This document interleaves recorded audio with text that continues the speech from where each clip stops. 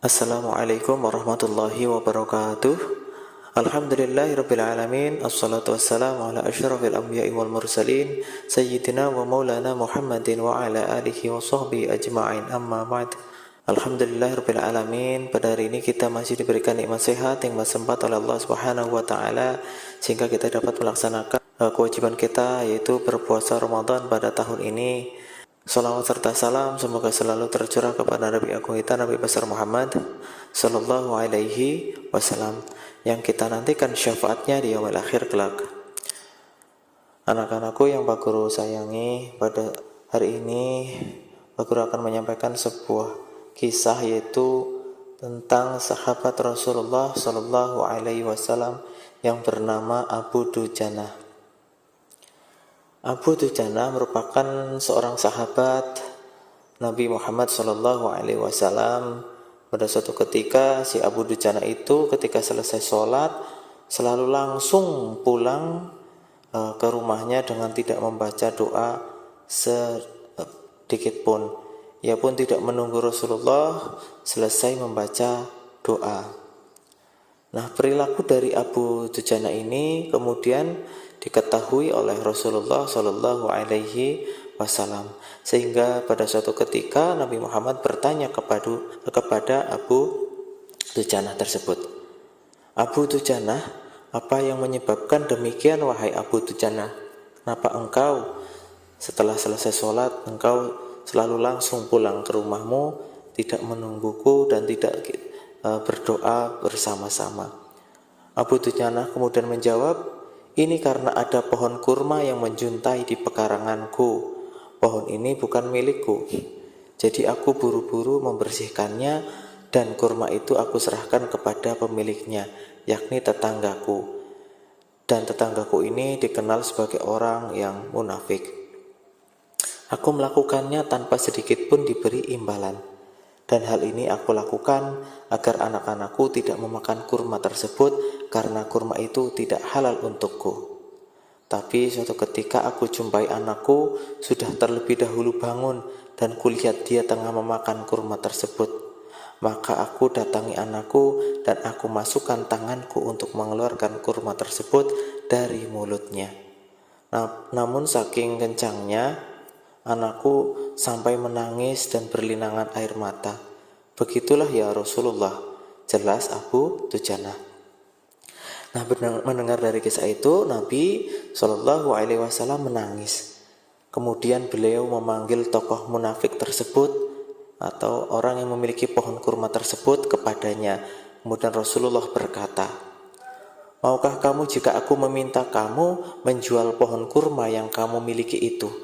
Aku akan membelinya dengan 10 kali lipat dari pohon kurma itu. Pohonnya terbuat dari batu zamrud berwarna biru, disirami dengan emas merah, tangkainya dari mutiara putih. Di situ tersedia bidadari cantik sesuai dengan hitungan buah kurma yang ada. Begitu tawaran Nabi Shallallahu Alaihi Wasallam, namun lelaki yang dikenal sebagai gembong munafik ini lantas menjawab dengan tegas, aku tak pernah berdagang dengan memakai sistem jatuh tempo. Aku tidak mau menjual apapun kecuali dengan uang kontan dan tidak pakai janji. Tiba-tiba Sayyidina Abu Bakar As-Siddiq radhiyallahu anhu datang. Ia lantas berkata, ya sudah, aku membeli dengan 10 kali lipat dari harga kurma yang paling bagus di kota ini.